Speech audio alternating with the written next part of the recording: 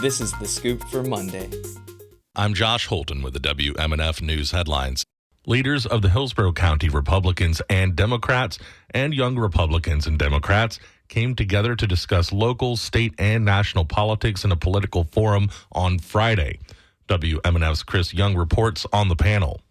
At the political forum Tampa Tiger Bay Club, participants fielded questions from concerned citizens regarding housing affordability, immigration policy, and more. But all panelists found common ground in being unhappy with certain aspects of Florida's Republican leadership. Hillsborough Democrats Representative Hoyt Prindle called out Republican Governor Ron DeSantis for rejecting Medicaid expansion. You know, a lot of Republican states with Republican governors and Republican-controlled legislatures has passed Medicaid expansion. This state has not. Brittany Lissy is the president of the Tampa Bay Young Republicans. Her Sarasota area house was destroyed during Hurricane Helene, and she struggled with flood insurance coverage. As a Republican, I can sit here and say that I completely disagree with the governor and the Florida legislature on what they have done with insurance in Florida. The latest figures show registered Republicans outnumber Democrats by almost 2,000 in Hillsborough County. Chris Young, WMNF News.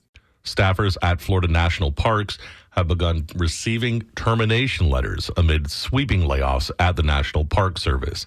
That could leave some of the nation's busiest parks shorthanded. Jenny Stolatovich has the story. While the National Park Service has so far not provided details, current and former park staff say up to 20 workers have been terminated. It's across a broad array of fields, and that's the odd thing. It wasn't a surgical kind of thing. Gary Bremen is a former ranger. He's been tracking the layoffs at South Florida parks, including Biscayne National Park, where he worked until 3 years ago. He heard cuts include maintenance, research, and school programs. One staffer WLRN spoke to received a 4-page termination letter as an attachment buried in an email. She and Bremen said 2 of her colleagues were also laid off. She moved across the country last year for what she thought was her dream job. Now she's wondering how she'll pay her rent. She asked not to be named for fear of hurting her chances of being rehired. People are frightened. You know, you don't go into the National Park Service to make $1 million, right? The old adage is we get paid in sunsets.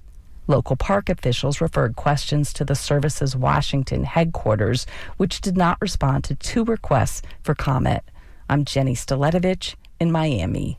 The Tampa Bay Times reports that insurance companies in Florida have been making billions of dollars, even as they claim to be losing money in the wakes of Hurricane Irma and Michael, according to a study obtained by the Times Herald. The 2 storms between 2017 and 2019 precipitated an industry-wide crisis as companies rationalized big rate increases to cover losses.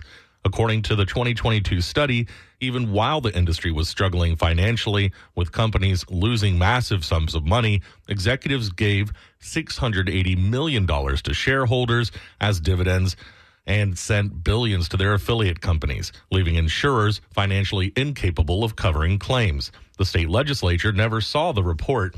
The state's insurance commissioner at the time, Governor Ron DeSantis, worked to pass laws making it harder to sue insurance companies. Between 2017 and 2019, most insurers in the study had a net loss of $432 million, while their affiliate companies showed a net income of $1.8 billion.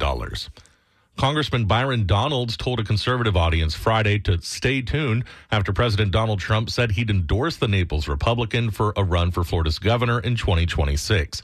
Trump wrote on his social media platform, Truth Social, quote, Donalds would be a truly great and powerful governor for Florida, and should he decide to run, will have my complete and total endorsement. Run, Byron, run, unquote. Donalds also posted on X that an announcement was coming soon. Other names that have been floated for governor include State Agriculture Commissioner Wilton Simpson, former Congressman Matt Gaetz, and Florida First Lady Casey DeSantis. Duke Energy Florida said Friday it is moving forward with plans for solar energy sites in Madison County, Sumter County, Hernando County, and Jefferson County. The plans were included in a base rate settlement that the Florida Public Service Commission approved in August. Duke said in a news release that it had broken ground on the projects in Madison, Sumter, and Hernando counties. Those sites are expected to start operating by January.